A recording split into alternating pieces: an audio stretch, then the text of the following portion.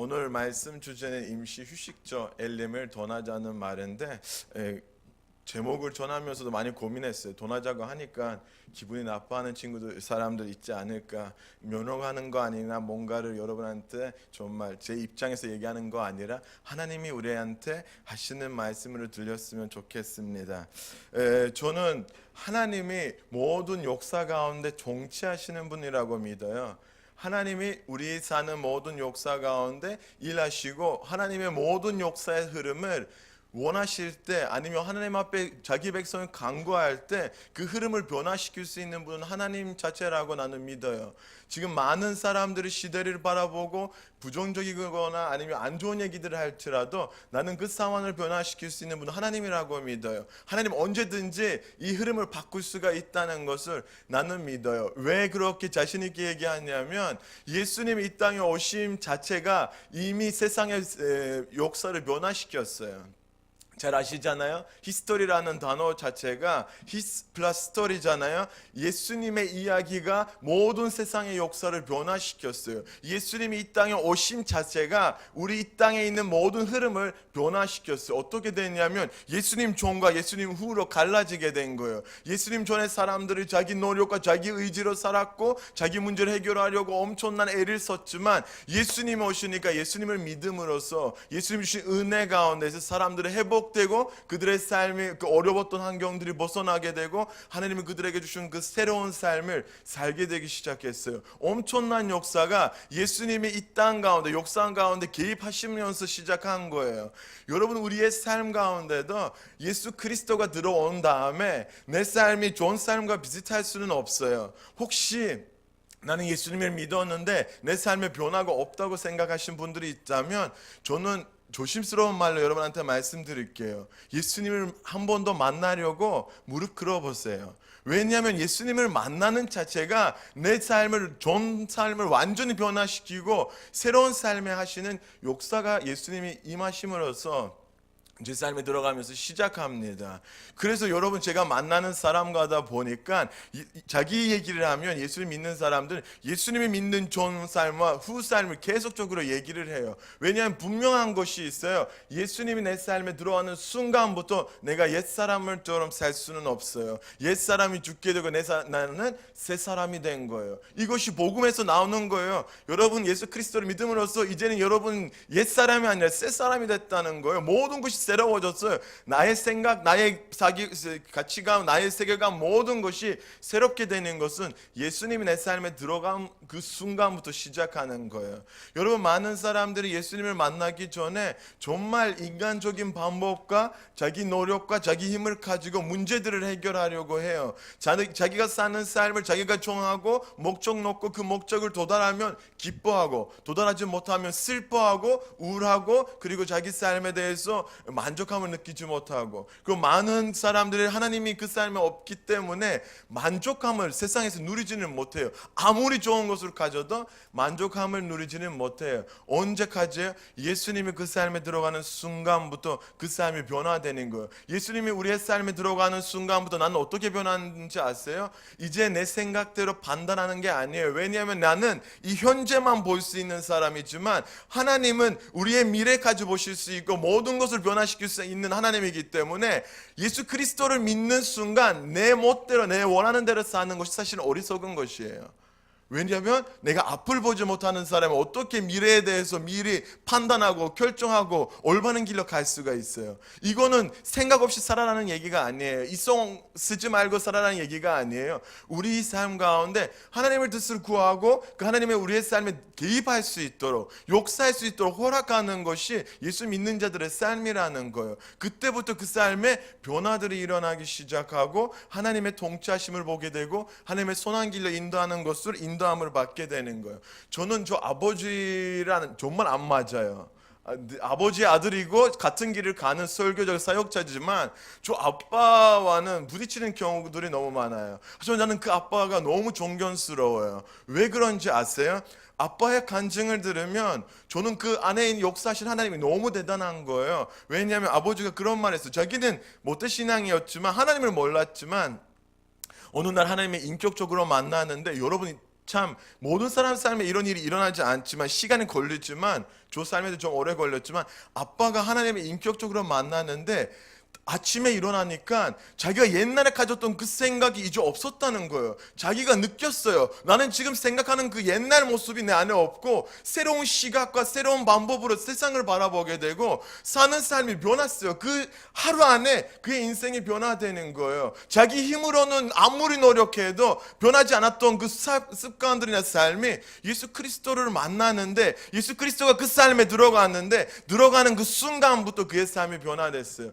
저는 조금 오래 걸렸어요. 못된 놈이니까 좀 오래 걸렸는데 하지만 아빠의 삶을 보면서 역시 하나님은 정말 대단한 거예요. 자기밖에 유익이 없고 자기 자녀들을 살릴 수밖에 없는 힘을 가지고 있던 그 아버지가 하나님을 만나니까 어디 가든 전도를 해요. 어디 가면 영혼들을 살리는 일을 해요. 어디 가면 복음을 전하지 않으면 못 견디는 사람이에요. 그를 그렇게 변화시키는 것은 하나님의 그와 함께 하심으로써 그의 삶이 변화되고 그를 통해서 다른 사람들의 삶이 변화됐어요. 우리는 우습게 보여. 가끔 하나님이 내 삶에 통치하신다는 거, 역사하신다는 건 너무 가볍게 여기지만 여러분 우리 삶에 하나님이 개입하시고 내 삶이 통치하신다는 것은 얼마나 큰 축복인지 그 어떤 것으로도 비교할 수 없어요. 단순한 것이 아니에요. 엄청난 값을 하나님이 내신 다음에 우리가 그것을 누리고 있다는 것을 기억하시면 좋겠습니다. 왜 이 얘기를 하냐면 하나님은 어느 날도 역사 가운데 우리의 삶 가운데 역사하시고 그 방향들을 바꿀 수 있습니다. 우리는 그것을 알고 사는 것이 너무 중요한 거예요. 요즘에 제가 출애굽기를 읽었는데 20번 이상 읽었을 거예요. 아마 출애굽기를 성경을 매번 읽으니까 순서대로 출애굽기를 읽었는데 너무 재밌는 거 나와요. 오늘 아까 여러분한테 얘기했던 부분이 나오는데 이스라엘 백성의 삶 가운데 하나님이 있는 거와 하나님이 없는 그 순간을 15장 종가 후에 볼 수가 있는 거예요. 왜냐하면 출애굽 자체가 뭐냐면 하나님 없이 사는 그 이스라엘 백성과 하나님의 그 개입을 하나님의 그 인도함을 받고 사는 그 이스라엘의 삶을 보여주는 거예요. 하나님이 그들을 구원하신 다음에 그들의 삶이 어떤 방향으로 변화되는지 출애굽기에서 나와요. 여러분 너무 재밌어요. 제가 출애굽기를 하나님의 말씀을 읽으면 기대가 생겨요. 저는 정말 소만 없고 자주 넘어진 사람이에요. 저는 이렇게 담대하게 말씀 전하지만 자주 넘어져요. 하지만 그때마다 나를 일으키게 하는 것은 읽음 하나님의 말씀이에요. 저에게 다시 소망을 주고 나를 다시 살리는 것은 하나님의 말씀이에요. 그만큼 말씀에 파워가 있는 거예요. 여러분 이스라엘 백성들이 이집트에 있으면서 400년 동안 하루도 아니고 10년도 아니고 20년도 아니고 여러분 400년 동안 노예 삶을 살았어요. 자기들이 아무리 노력해도 그 바로의 그 통치에서 자유케 되지 못하고 오히려 그 압박이 너무 큰 해서 괴롭고 힘들고 자기들의 앞에 길이 없는 거예요. 아무리 자기 자신들을 봐도 자기 힘을 봐도 그 길을 피할 수 있는 길이 없고 자기들이 자유케 될 수 있는 길이 없는 거예요. 그 얼마나 답답한 삶이 여러분 이해되시나요? 생각해 보세요. 400년 동안 통치를 한국 사람들도 일제시대 일본의 통치를 받고 전에 중국 여러 나라의 통치를 받을 때 그 안에서 자유케 되는 거 얼마나 힘들어요. 얼마나 답답해요. 그 밑에 사는 사람 요즘에 저는 드라마들을 통해서 너무 많이 아줌마처럼 됐어요. 이 드라마를 통해서 그 한국 역사를 너무 많이 알게 됐는데 정말 그 일제시대 얼마나 핍박과 그 힘든 시간들이 한국인들한테 있었어요. 그걸 벗어나는 게 얼마나 중요한데 얼마나 답답했을까. 하지만 여러분 그 이스라엘 백성들 그렇게 노예되고 힘들고 핍박 가운데 이제 견디지 못하니까 너무 힘들어하니까 그들은 뭘 하는지 아세요? 그때부터 무릎 꿇기 시작했어요. 무릎 꿇어서 하나님 앞에 소리를 외치면서 하나님 우리를 살려달라고 기도를 했어요. 여러분 어떤 일이 일어나는지 아세요? 하나님이 그 기도를 들으시고 모세를 보내서 그들을 이집트에서 나오게 하셨잖아요. 여러분 그 전까지는 그들 삶에 어떤 하나님의 역사가 없었는데 하나님의 역사가 언제 시작하냐면 하나님의 역사를 구하는 그 순간부터 그들의 삶에 하나님이 개입하시기 시작했고 하나님이 개입하시니까 그들의 인간의 힘으로 할 수 없는 기적과 이적을 나타나서 하나님이 그들의 모든 종로를 했던 거 노예했던 삶에서 그들을 자유케 하셨어요. 하지만 우리 하나님이 너무 좋으신 분이에요. 나는 한 가지만 원했는데 10가지 주시는 하나님이에요. 그만큼 우리를 사랑하신 하나님이에요. 이스라엘 백성들을 자유하고 싶고 그 고난을 벗어나기를 원했었는데 하나님이 그들에게 주셨던 것이 뭐냐면 자유해진 다음에 그 삶까지 영원히 안식을 누리고 영원히 하나님과 함께 하시고 하나님의 백성으로서 기쁘게 행복하게 살 수 있는 그 나라까지 약속하시면서 엄청난 계획에 그들한테 준비하셨습니다. 여러분, 하나님이 우리 각자 한 사람 한 사람에 대한 엄청난 계획을 가지고 계세요. 그걸 경험하고 싶으시면 여러분 그 순간부터 여러분의 삶을 하나님의 그 통치 아래 맡기시면 돼요. 그 하나님의 놀라운 일들이 그때부터 여러분 삶에 일어날 거라고 믿어요. 오늘 여러분에게 본문을 통해서 전하고 싶은 말씀이 있습니다. 하나님의 이스라엘 백성을 그 출애굽시키면서 먼저 가는 두 가지 곳이 있어요. 하나는 말하고 두 번째 엘림이라는 지역을 가게 되는 거예요. 여러분, 하나님 안에서 우연이라는 것은 없어요. 아시죠? 하나님이 통치하시면 이미 모든 것이 계획되기 때문에 하나님이 먼저 마라를 들리게 하시고 그 다음에 엘림으로 가게 하셨어요. 하나님이 왜 먼저 마라를 가게 하셨을까? 왜 엘림으로 다음에 가게 하셨을까? 오늘 그 부분을 가지면서 여러분한테 말씀을 나누려고 해요. 여러분, 이스라엘 백성이 하나님의 인도함을 받을 때 바로 약속된 땅으로 들어가지 못하고 어떻게 됐어요? 이 땅 가냐로 나갔어요. 여러분, 가냐에서 우리가 훈련이 필요한 거예요. 예수님을 믿으면 우리한테 어떤 훈련이 필요하냐면 가냐에 나가는 것이 필요한 거예요. 가냐에 나간다는 것은 내 힘으로는 아무것도 할 수 없고 내 자신으로 내 가지고 있는 노력으로는 생활을 유지할 수 없지만 오직 누구를 통해서 살 수 있어요? 하나님을 통해서. 내가 그 가냐 같은 세상에서 하나님을 의지할 때 그분이 나를 살려주시고 입혀주시고 인도하시고 길이 되시고 생명이 되신 것을 경험할 수 있는 건 가냐예요. 하나님만을 바라보고 하나님만을 집중할 수 있는 것은 가냐예요. 여러분, 저는 여러 번 가냐를 나왔다 들어왔어요. 터키에 가냐가 있어서 아니라 내 삶에 가냐 같은 생활들이 있었어요. 그때 여러분, 내가 뭘 봤냐면 하나님이 여러 번 얘기했는데 한 번 더 말씀드릴게요. 한국에 왔을 때 나한테 카냐를 나오라고 해서 내가 한국에 왔는데 언어도 없지, 일할 수 있는 어떤 능력도 없지, 내가 내 힘으로는 아무것도 못하는 곳이 한국이었어요. 처음에 언어를 이렇게 잘하는 거는 엄청 시간이 지나가서 이렇게 된 거예요. 하루 안에 되는 거 아니에요. 하루 안에 이런 방언을 받았으면 얼마나 좋을 텐데 고생 안 하고 하루에 16시간 공부하면 이 정도 돼요. 어쨌든 자랑하는 것 같이 들릴 수는 있지만 하나님의 그때 저를 정말 한국에 데려와서 저는 하루에 7일은 예배하면서 시간을 보냈어요. 저는 원래는 터키에 있었으면 이렇게 하루 매일 예배할 수는 없었지만 한국에 오니까 일할 수 없고 아무것도 못하니까 하나님 그때 나를 훈련시키기 위해서 엄청난 세미나와 훈련을 통해서 예배자로서 나를 만들어 주셨어요. 여러분, 가냐에 나온 것도 하나님을 예배하기 위해서, 정말 하나님 우리를 부르신 것도 하나님을 예배하기 위해서, 그 예배 가운데 하나님의 치유와 역사하심이 있기 때문에 저는 여기 와서 2년, 3년은 거의 매일 예배했어요. 하루에 자는 시간 4시간이나 3시간. 왜냐하면 제가 나머지 시간을 예배하는 시간 외에는 학교 가야 되는데, 여러분, 신학교 가니까 화요일도 예배 있고 금요일도 예배 있어요.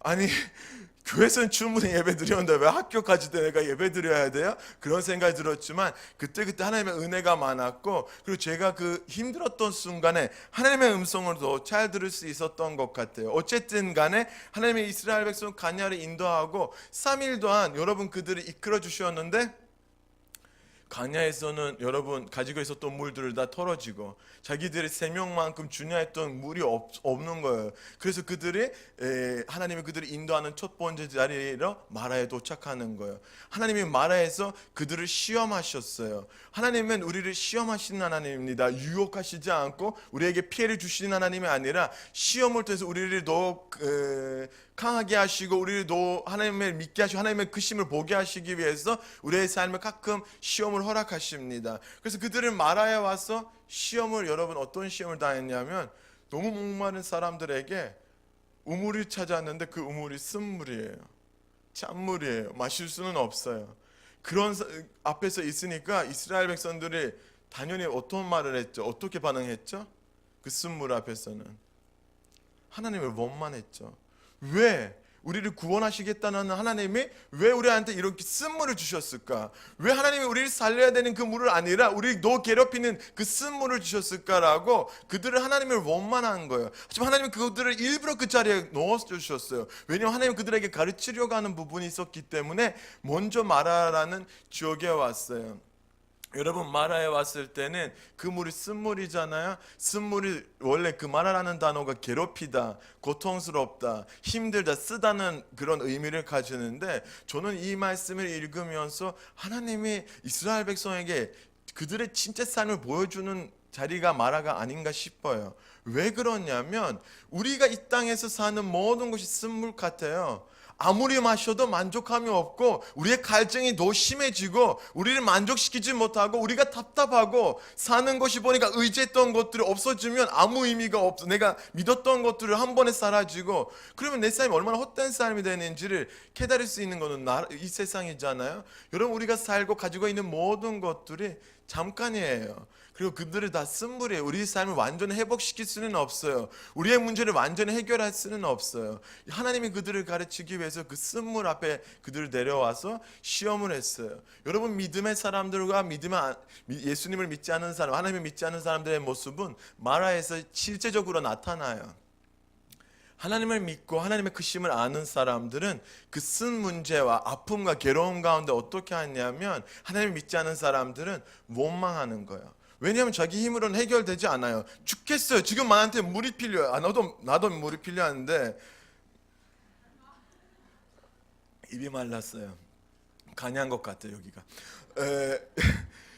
그들이 정말 하나님의 크심을 하나님의 위대하심을 믿지 않기 때문에 그들이 그 문제 앞에서는 원망하는 거예요. 방법이 없잖아요. 길이 없잖아요. 어떻게 가야 되는지 모르잖아요. 자동으로 나오는 거는 하나님이 왜 우리를 여기 데려왔어요? 하나님 정말 선한 분이시며 왜 우리에게 이런 고통을 주셨어요? 라고 원망하고 모세를 원망했는데 그때 모세의 모습은 너무 중요했었어요.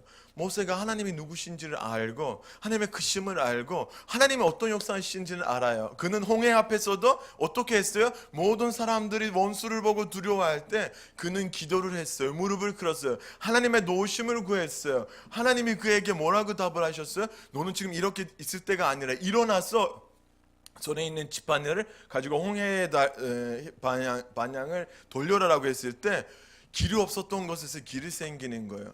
여러분 이거는 어떤 기적으로 생각하시지 말고 길이 없는 곳에 하나님이 길을 만드신 분이에요. 소망이 없는 곳에 하나님이 소망을 주신 거예요. 대단한 얘기인데 너무 아닌 것처럼 들리신 그 표정들이 정말 신기해요.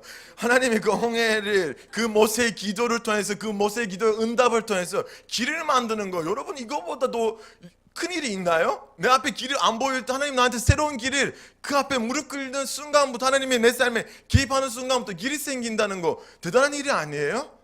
저만 그런가요? 저는 너무 열심히 얘기하는데 저만 열심히 하는 것 같아요. 다음에 그 모세가 그 쓴물 앞에서 외로워하고 원망하는 그 백성을 보고 뭘 하는지 아세요? 무릎을 꿇고 하나님 앞에서 기도하기 시작했어요. 하나님은 그 기도에 반응하신 하나님이에요. 그 하나님은 그 기도에 응답하신 하나님, 우리의 신음에도 응답하시고 우리의 모든 필요를 아시는데 왜 그때까지 기다리시냐면 우리에게 자유의지를 주셨어요. 우리가 하나님의 도우심을 구하지 않으면 하나님이 웬만하면 우리의 삶에 타치하지 않아요. 왜냐하면 인격적이기 때문에요. 강제로 우리의 삶이 타쳐지지 않는데 우리가 원할 때 구할 때 하나님이 개입하시는 거예요. 그때 하나님이 그에게 주신 방법은 너무 웃긴 거예요. 그 쓴물 아니면 찬물 정말 마실 수 없는 그 한 200만 명이 마셔야 되는 물인데 우물 하나인데 그 많은 물을 변화시킬 수 있는 거는 나무 조각 하나예요. 여러분 말이 돼요? 믿어지나요? 나무 조각 하나를 여기서 빼서 물에 넣었는데 그러면 나는 바다를 벌써 강물로 바꿀 건데 그런 방법이 있다면 얼마나 사실은 그것이 목적이 아니잖아요. 하나님은 그에게 응답하신 것은 상징적이고 정말 그 안에 엄청난 의미가 있는 거예요. 그 괴로움을 바꿀 수 있는 건 나무 조각을 던지는 순간 쓴물이 단물로 변화되는 거예요. 나를 죽이려고 하는 물이 나를 살리는 물로 변화되는 거예요. 나의 괴로움이 기쁨으로 변화되는 거예요. 제가 거기서 하나님이 무슨 약속을 하요? 나는 너희를 치유하신 하나님이라는 것을 그때 말씀하시는 거예요. 제가 여러분한테 물어보고 싶어요. 우리가 생명을 어디서 얻었습니까? 우리의 슬픔이 어디서 기쁨으로 변했습니까? 우리의 병이 어디에서 나아졌습니다? 그러니까 십자가 아닌가요? 나무에 달리신 그 예수 그리스도를 말미암아 우리의 삶이 나는 오늘 찬양들이 특별하게 얘기가 돼서 준비한 것 같아요. 주님의 보혈의 능력과 주님의 피의 능력이 얼마나 중요한지. 여러분 예수님이 십자가에서 쓴물을 마셨어요. 우리의 죄와 가득한 우리의 모든 병과 아픔과 고난을 다 예수님이 다 짊어지고 우리를 위해서 십자가에서 죽으시고 그 십자가에서 흐르신 보혈을 통해서 우리가 나음을 받았잖아요. 그러면 답이 하나예요. 우리의 쓴 삶을, 우리의 해결할 수 있는 문제를 해결할 수 있는 분 누구시요? 십자가에서 죽으시고 우리를 살리신 예수 그리스도밖에 없어요. 이거는 복음이고 이거는 다 아는 건데 하지만 우리 삶에서 얼마나 실제가 되고 있어요. 얼마나 우리가 하나님을 의지하고 살아요. 얼마나 문제 앞에서 주님 앞에 기도를 찾고 그의 뜻을 구하고 있어요. 여러분 너무 중요한 거예요. 여러분 그 쓴물을 마시지 마시고 그 쓴물을 바꿀 수 있는 그 하나님을 의지하고 그분을 의지하고 신뢰하고 그분 앞에 무릎 꿇고 기도하세요. 그분이 여러분에게 그 방법을 알려주시고 여러분을 살려주실 것입니다. 여기까지는 괜찮아요. 하나님이 그 다음에 그들을 인도했던 곳은 어디예요?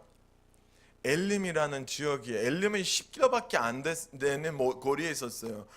그 10km를 하나님이 먼저 그 이스라엘 사람들 말을 들리지 않고 엘림으로 보냈으면 엄청난 풍성한 물을 마실 수 있고 풍성한 양식을 받을 수 있는데 하나님 그렇게 하지 않고 먼저 마라를 경험시키고 그 십자가를 통과하게 하시고 그 하나님의 모든 것을 통치하시고 변화시킬 수 있는 사실을 그들에게 알려주시고 그 다음에 엘림으로 갔는데 엘림에 가니까 12샘이 우물이 있는 거예요. 모든 지파가 12지파가 마실 수 있는 우물이 있는 거예요. 전에 마라로 비교하면 천국이죠. 우물 하나 있는데 쓴 물인데 마라 엘림에 오니까 마실 수 있는 물이 있는데 12물이 있는데 얼마나 대단한 거예요. 그리고 먹을 수 있는 나무 양식이 너무 많은 거예요. 누가 봐도 은혜인 것 같아요. 여러분 저는 하나님을 경험하면서 오래 살지 않았지만 믿음의 삶 20년밖에 안 됐지만 20년도 안 내 삶을 돌아보면 제 삶에 여러 번 마라를 들렸던 경험이 있었어요.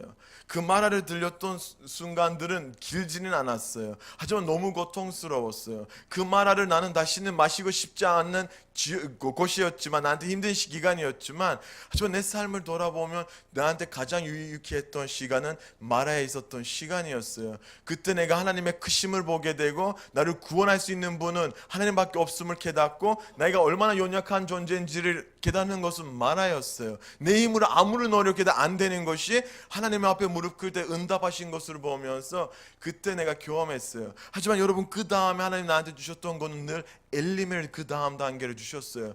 그것은 오아시스 같은 것이에요. 정말 나한테 휴식되고 전에 힘들었던 괴로웠던 그 마음이 충분히 회복될 수 있는 자리가 엘림이었어요. 여러분 엘림은 보시면 27일밖에 있지 못했어요. 물론 마라보다 더 길게 있었지만 하나님이 그들을 계속 엘림에 두지 않았어요. 이유가 있어요. 여러분 엘림에 계속 머물게 되면 우리가 목적을 잃어버리게 돼요. 하나님을 우리의 삶에 인도하는 그 목적들을 잃어버리게 돼요. 나는 사는 목적이 무엇인지를 잃어버리게 되고 하나님을 잃어버리게 되는 것이 엘림이에요. 너무 많이 오래 머물면 하나님이 잊게 되는 거예요. 사람은 편안한 환경에 있으면 하나님이 잊어버려요. 받아들이든 안 받아들이든 이거 사실이에요. 저는 내 삶을 봐도 내 삶이 편해지고 환경이 좋아지면 나는 그때부터 하나님으로부터 멀어지기 시작해요. 사람이 악해서 그래요. 그리고 하나님을 예배하는 것보다 자기 즐거움과 자기 희락과 자기를 기쁘게 하는 것들을 찾기 시작하는 거예요. 이것이 인간의 하나님에서 멀어지게 되는 계기가 되는 거예요. 그래서 하나님의 엘림에서 오래 두지 않고 이스라엘 백성을 어떻게 해서 6장 1절을 보니까 다시 가냐를 이끌어 주시는 거예요. 저는 이 말씀을 읽으면서 생각하는 인물이 있어요.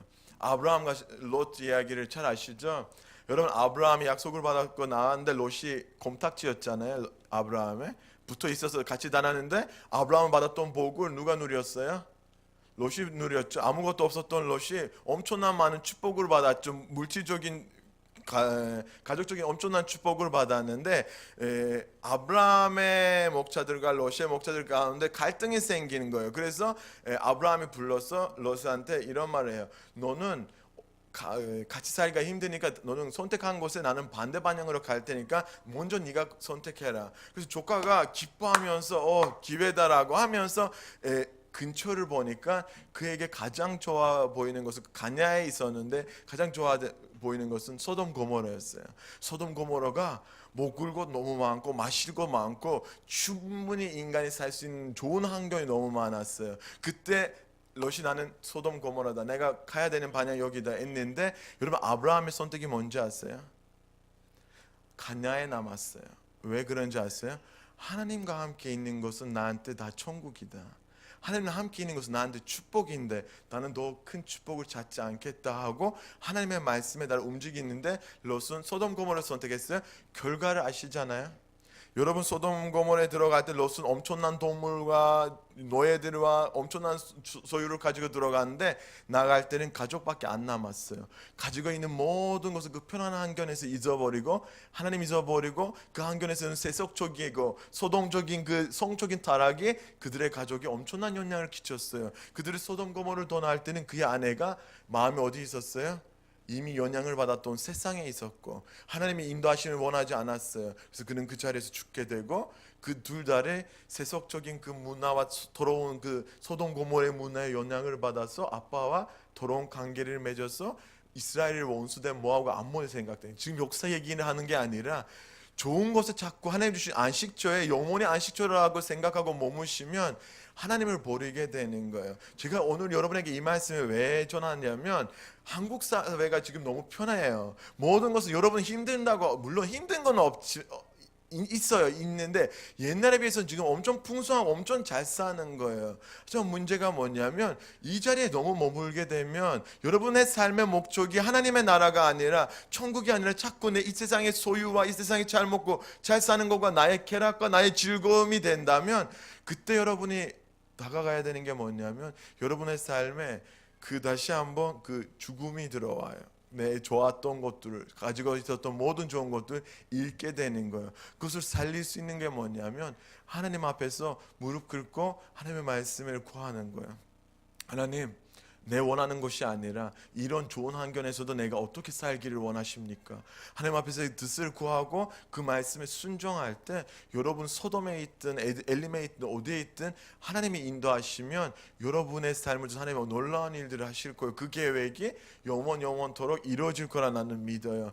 그리고 여러분 잊지 말아야 되는 것이 있어요. 우리는 여기 있는 가지고 있는 재물, 집, 소유, 공간 잠깐이에요. 임시예요. 이거는 우리가 돈하게 돼요. 돈할 수밖에 없어요. 하지만 여러분, 우리가 바라봐야 되는 시선은 하나님의 나라예요. 그때까지 우리가 살아야 되는 삶은 예배자의 삶이에요. 하나님을 찬양하고 그의 이름을 높이고 그의 말씀 앞에 무릎 꿇고 순종하는 거, 하나님이 그것을 우리한테 기다리는 거예요. 여러분, 돈할 준비가 됐나요? 여러분의 엘림이 뭔지 나는 모르겠어요. 하지만 하나님이 말씀하시면 여러분은 그 귀하게, 하나님보다 귀하게, 하나님보다 중요한 것을 내려놓을 자신이 있으세요? 하나님이 여러분에게 더 좋은 것을 주실 거라는 믿음이 있으세요? 하나님이 지금 가진 것보다 더 훌륭한 것, 더 귀한 것을 우리한테 주실 믿음이 있으세요? 그럼 지금 있는 자리에 만족하지 마세요. 지금 있는 자리에 계속 머물지 마세요. 하나님의 말씀대로 날아갔어요. 마지막으로 한마디 할게요. 저는 터키를 꿈꾸는 사람이에요. 거기 가면 무슨 일이 기다리는지 나 이미 다 알아요. 어떤 일이 일어나고 지금 있는 환경보다 더 고통스럽고 더 힘들 거라는 거 알아요. 하지만 저는 알아요. 여기서 머물면 뭘 잃어버릴 건지를 알아요. 이거 여러분과의 비교하는 게 아니라 내 삶을. 나는 여기서 너무 풍성하고 좋은 환경에 있으니까 잃어버린 것들이 하나씩 생기기 시작했어요. 하지만 저는 하나님의 때가 오면 내가 가는 방향이 있어요. 터키에 가야 돼요. 그리고 제가 해야 되는 것이 있어요. 영혼들을 살리는 일이에요. 이것이 하나님이 나의 부르심이에요. 지금 익숙한 자리에 계속 머무는 게 아니라 나한테는 그 다른 가냐로 가야 되는 거예요. 알아요. 가냐에서 힘든 이 시간들 나를 기다리고 있지만 그 안에 하나님의 은혜가 있고 하나님의 함께 하심이 있습니다. 저는 여러분에게 도전을 주고 싶습니다. 스스로 여러분의 힘으로, 한계로 괴롭힘을 받고 힘들어하지 마세요. 앞에 있는 문제, 어려움을 기회를 삼고 하나님 앞에 무릎 꿇고 또 하나님 앞에 나가가세요. 하나님의 그 상황 가운데 여러분에게 무슨 말씀하신지 귀를 기울이세요. 그리고 이 땅 가운데 더 중요한 것이 없으니까 여러분 예배에 조금 더 중요성을 주셔서 그 예배 자리 하나님 앞에서 더 많이 누리려고 애썼으면 좋겠어요. 왜냐하면 참된 회복은 하나님을 만나는 그 예배 순간에 일어납니다. 아멘. 같이 이 말씀을 가지고 155장 그 찬양을 부르면서 기도하겠습니다.